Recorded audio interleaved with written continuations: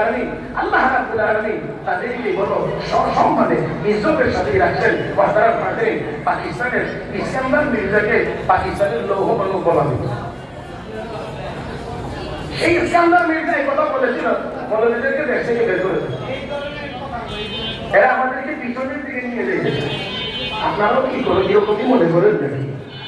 ওলামায়ে কেরাম জাতিকে পিছনের দিকে নিয়ে যেতে চায়? নিশ্চয় না।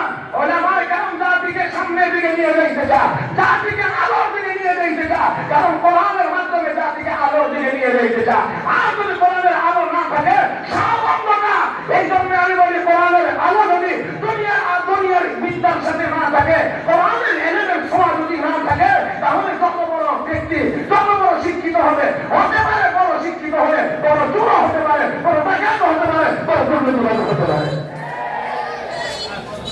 আর যদি কোরআনের আলো থাকে তাহলে এটা কোনো চুর হবে না, চুর হইতে পারে না, চুর হবেও না। কথাটা মানতে আমি আসলে একেবারে পরিচিত একটা কথা আপনাদেরকে শুধু একটু স্মরণ করে দিতে চাই। আজ তোমার ফারুক রাস্তা দিয়ে হাঁটতেন, একটা ভাগ করতে মুখ নাকালি করতেন। তোমার চিন্তা করলেন কোরআন হাদিস মোতাবেক রাষ্ট্র পরিচালনা করি, পর্যন্ত কাটছে একটু এটা রেজাল্ট, এটা ফলাফল কতদূর পর্যন্ত গেছে। এই জন্য রাখাতে এরা গিয়ে বলছো রাখা, আমি অনেক দূর থেকে এসেছি, মুসাফির মানুষ, এরও খিদা, খাবার দাবার কিছু নাই, একটা পক্ষী থেকে একটু দুধ হয়ে আমাদের দিয়ে দেবো। আমি তোমার কথা বলে রাখার থেকে না দেওয়া যাবে না, কারণ পক্ষীর মালিক আমি শুধু রাখালি করার দায়িত্ব পালন করি। আমার কাছে পক্ষীগুলো আমারও, আমি সুন্দর মতো গাছ খাওয়ায় মালিকের কাছে পৌঁছায় দেবো। মালিক দুধ হয়ে তারে মনে করে তাহলে আরেকটু জোরে বল। এটা রাখালদের কাছে যতটুকু আমানতদারি ছিল, আমাদের দেশের রাষ্ট্রের বড় বড় ব্যক্তিদের কাছে যদি এতটুকু আমানতদারি থাকতো, তাহলে কি এই দেশ আসলেই সোনার দেশ হইত? কিন্তু আমাদেরকে আক্ষেপ করে বলতে হয় সবাই পেলে স্বর্ণের গণি জ্ঞান আমরা পেলাম।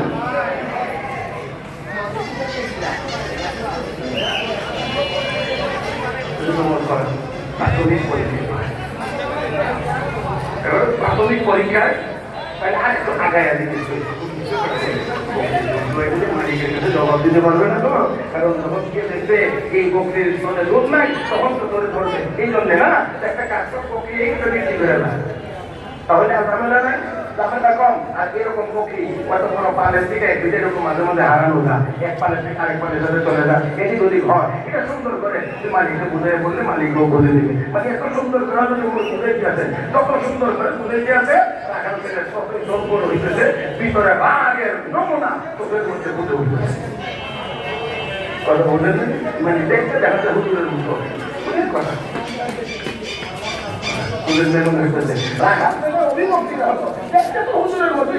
কিন্তু কথাটি না বলে সব চুরির কথা বলতেছে।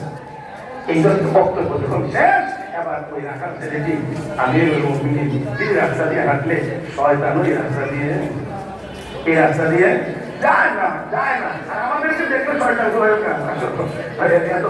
এত বড় মিথ্যাবাদী আমিও হতে পারি, কারণ যত মিথ্যা কথা আমরা বলতে পারি। হ্যাঁ, শয়তান মনে মাঝে মাঝে হাসে আমাদের কারো কারো মিথ্যা কথা শুনে, যে আমি এত বড় মিথ্যাবাদী হতে পারি না, তুই যত বড় মিথ্যাবাদী।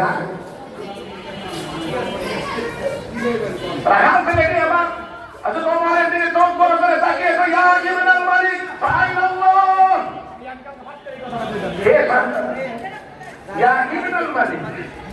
বাচ্চার ছেলে, তার মানে আমাদের বুদ্ধি দেখাতাম গ্রামগঞ্জের মসজিদ এত বুদ্ধি হবার কথা না। তার মানে আমরা একটু বুঝছেন জানি না, বড় বড় চুরি ডাকাতি যা হয়, দুর্নীতি যা হয়, গ্রামের অশিক্ষিত চোরদেরকে দিয়ে হয় না। গ্রামগঞ্জের অশিক্ষিত চোরেরা সর্বোচ্চ গরু চুরি করে। এদের বুঝবেন যদি কোনোটা গরু চুরি করে তো বুঝবেন যে এটা গ্রামের সবচেয়ে বড় চোর। আমার ভাইরা এরা হাজারো চেষ্টা করেও তার উপরে আর দেওয়ার সুযোগ নাই। আর ইবনুল মালিক যারা আমার বাংলা এমপি সাহেবের ছেলে, মন্ত্রী সাহেবের ছেলেদের দ্বারাই এই দেশের সবচেয়ে বড় বড় চুরি ডাকাতির ঘটনাগুলো ঘটেছে। ইয়া ইবনুল মালিক সুবহানাল্লাহ, এই সাহাবারা তাহলে বলেন আল্লাহ কোথায়? তার মানে দুনিয়ার মালিক তো বোঝানো যাবে, দুনিয়ার মালিক তো বোঝানো যাবে, মালিক দেখে না, মালিক জানে না, বললে হয়তো বিশ্বাস করবে, বুঝে নেবে, কিন্তু আল্লাহকে কি দিয়ে বোঝানো যাবে? বলেন না, একটু জোরে বলেন। ইয়া ইবনাল মালিক আইনা আল্লাহ। এ দাদা তাহলে বলুন আল্লাহ কোথায়? আমার বন্ধুরা আওয়াজ করে বলুন, আল্লাহ সব জায়গায় দেখেন নিয়ে না, দেখেন না? আরেকটু মহব্বতে বলেন, সব আল্লাহ দেখেন, শুধু দেখেন তা না, তারপরেও ভালো কাজ করি আর মন্দ কাজ করি আমার আপনার পিছনে 4 জন করে সাক্ষী লাগানো। কয়জন? ভালো কাজ করলেও মন্দ কাজ করলেও 4 জন। এক নাম্বার সাক্ষী, 1 নাম্বার সাক্ষী। ও মুসলমান, জমি আমার আপনার ভালো মন্দ বলেন না কে? আপনি জমিনে দাঁড়ায় কাজ করবেন, বসে করবেন, শুয়ে করবেন, যেভাবেই করেন না কেন, জমিনের উপর থেকে করবেন, জমিন সাক্ষী। জমিন একদিন কথা বলবে, বলতে পারবে কি পারবে না? আমার বন্ধুরা রব্বি কারীম বলেন, ইযা যুলজিলাতিল আরদু জিলজালাহা ওয়া আখরাজাতিল আরদু আথqalaha ওয়া ক্বালাল ইনসানু মা লাহা ইয়াওমাইযিন তুহাদ্দিথু আখবারাহা বিআন্না রাব্বাকা আওহা লাহা। জমিনদার আপন রকমকে প্রকম্পিত হবে, জমিনদার সকল বোঝা বের করে দেবে। এর মধ্যে এক ব্যাখ্যা, অনেকগুলো ব্যাখ্যা, বোঝা কোন জিনিস? এর মধ্যে একটি হলো স্বর্ণরূপা যা মাটির ভিতরে আছে, সব মাটি উপরে উঠে দেবে, চৌপাটারে জমা হয়ে থাকবে। মানুষ এই দিক দিয়ে হাঁটবে আর বলবে, আলাল ইনসানু মা লাহা। জমিনের কি হলো?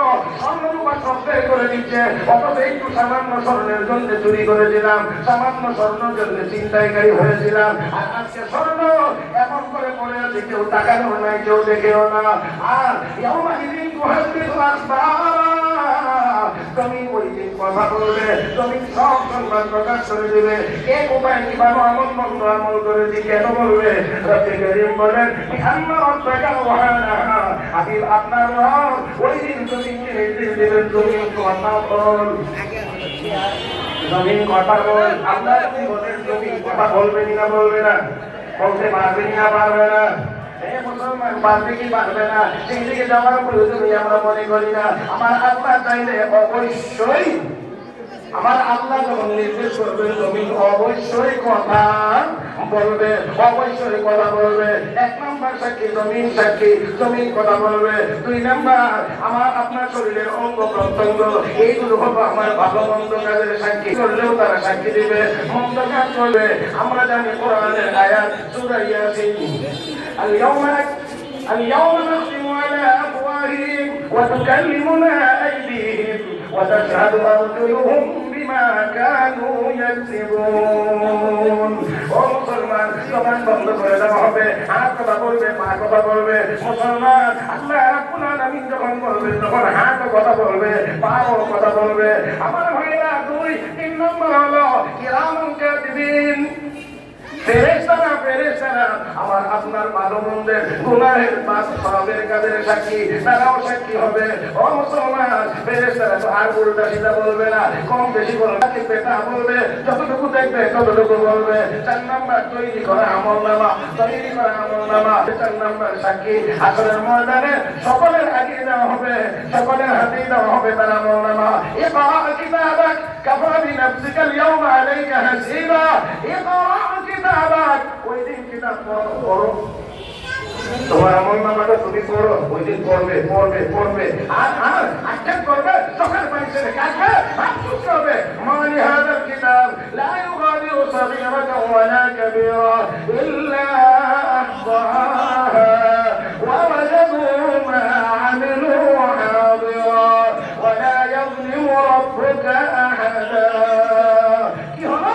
একটা ছোট বাদ করে নাই, বড় বাদ করে নাই। যত লোকে এই কথা বলে থাকেন সেটাও দেখা যাবে, যত গোপনেই কাজ করে থাকেন সেটাও দেখা যাবে, যত প্রকাশ্যে করে থাকেন সেটাও দেখা যাবে।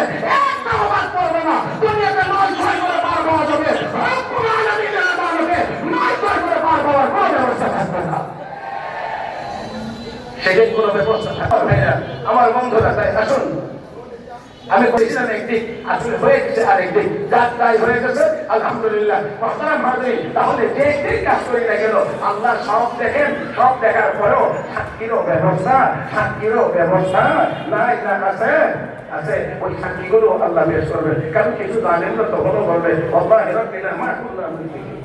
আল্লাহ কসম, আল্লাহ তোমার কসম করে বলছি আমরা মুশরিক ছিলাম। বলবে এখানে আসলে মাঠে বলবো ভাই মা করুন না মুশরিক, আমরা মুশরিক ছিলাম না। দেখেন তোমাদের ইসলাম 950 বছর কালেমা দাওয়াত দিচ্ছে, 950 বছর। তারপরেও এই জালেমরা আসলে মাঠে বলে বলবে আমরা আমাদের কাছে কেউ নাই কালেমা দাওয়াত নিয়ে যায়। এত দাওয়াত দেওয়ার পরেও তারা বলবে মানে আমাদের কাছে কেউ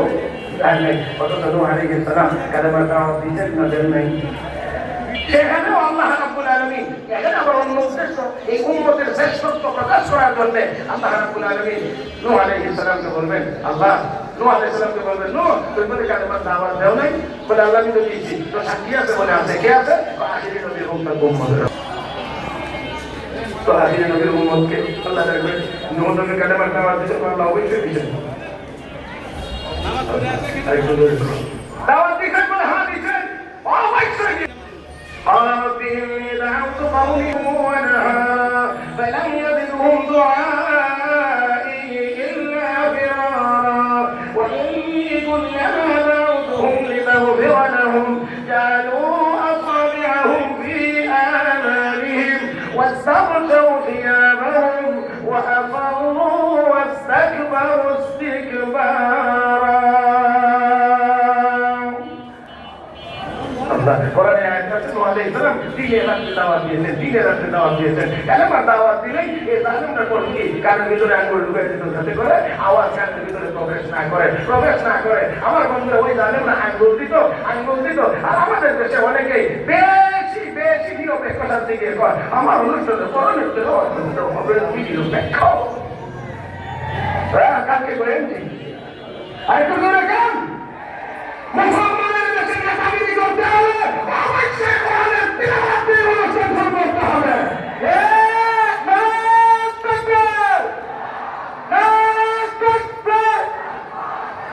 মুসলমান দুশ্মনেরা হুঁশিয়ার সাবধান,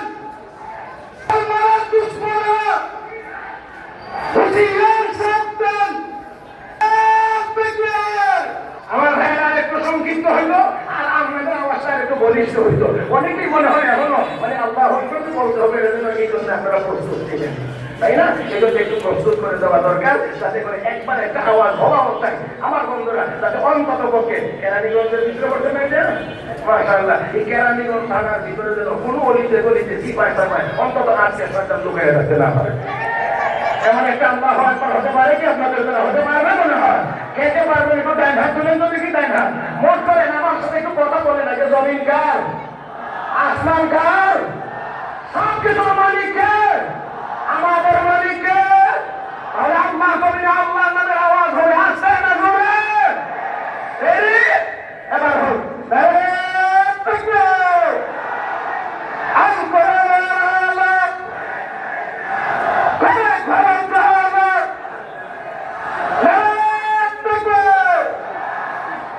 মাশাআল্লাহ। এবারে আওয়াজে বুঝো যায় মুসলমান জিন্দা আছে। আরে মুসলমান আসুন।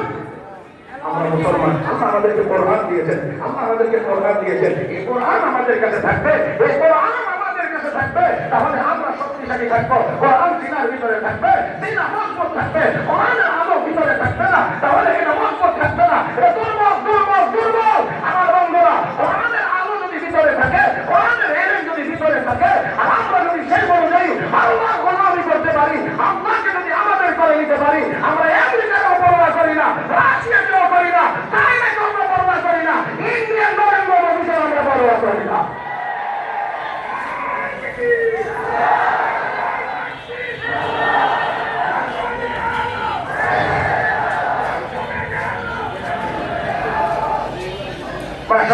মাশাআল্লাহ। ও মুসলমান। তাহলে আসুন আজকে এই